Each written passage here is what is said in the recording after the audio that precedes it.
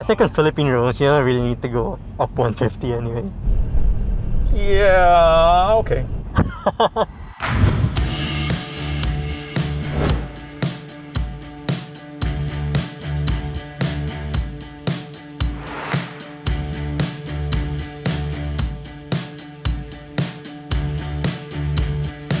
Okay, Paolo, tell me about the car we're in. So this is the BMW 520i Sportline. It has a twin-turbo inline four. BMW is king of the inline engines. Their inline sixes are mythic. It's good to see that the inline fours are just as good as the inline sixes. What did you like about the car when you first got it? Okay, when I first got into the car, I like getting into the car. I walked in, sat down. It's engaging. It's an exciting car to get into. It feels good. Everything's kind of aimed in this direction. It's all canted this way. And yet this is their basic 5 Series car, which has always been this great car. Never their best handler, because their best handlers before would be the small cars. The 5 Series made big jumps for them. This is a non-moving infotainment system, but it's well integrated. I don't have to look too low. I mean, as far as designing the thing goes, I just like the interior. This is a fully digital dash. Yeah, I didn't realize at first that it was a fully digital instrument cluster. Yeah, well, they're calling it something. The Kind Pro of Cockpit. Live Cockpit Yeah, Pro the Live or something. Cockpit, Live yeah. Cockpit Plus, something like that. But anyway, there are surrounds that go around the gauges dials, and yeah. the dials. So it's not completely flat digital. It reaches out. So it has this kind of a 3D look, if you want to call it that. So Exactly. everything's balanced, everything's cool. Well, there's no glass, right? There's just... I know. That's what surprised me. But here's the thing. I'm thinking, how am I going to clean that? Oh, yeah. I mean, that means I'm going to have to go into that with a Q-tip and clean it. Yeah. Over time, it will collect dust. Yeah, but that's not a big deal. We're finding that a lot of people are now buying cars based a lot more on the interior and the screens and so on. They don't want analog anymore. Yeah. I'm not that far, but this is a good mix. You know what's interesting? Like, this kind of interior, you would see in regular cars already. Like Mazdas. Ooh. Before, like when I was younger, whenever I would go inside a Mercedes-Benz or a BMW, I can really feel the difference. But nowadays, you see it more in other cars also. You mean that design influence? Design, yeah. And the premium feeling. Let's see how tight the turn radius is here. Wow. There you go. 4-lane. That's okay. It's okay.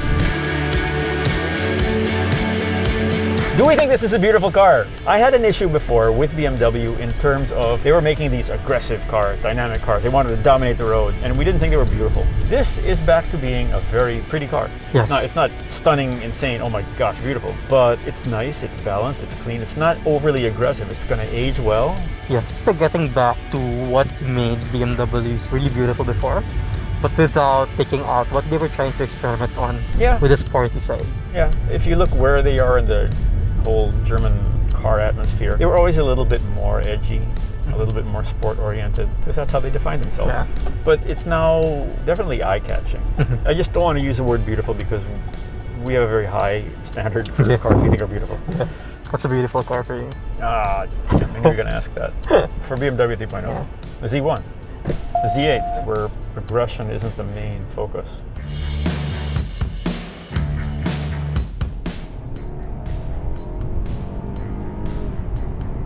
This is a 2-liter engine, slightly under 2,000 cc with their twin power system. There's a fair amount of power. It's not a slouch at all. I'm sure you're going to see its limitations further up the speed totem pole, as in past 150, so on. I don't expect any issues in the low hundreds, mid hundreds. Yeah. It's going to be up there. Yeah, I think on Philippine roads, you don't really need to go up 150 anyway. Yeah, okay. But you have the ability to choose comfort, sport, and Eco Pro. Let's see what it feels like in Eco Pro.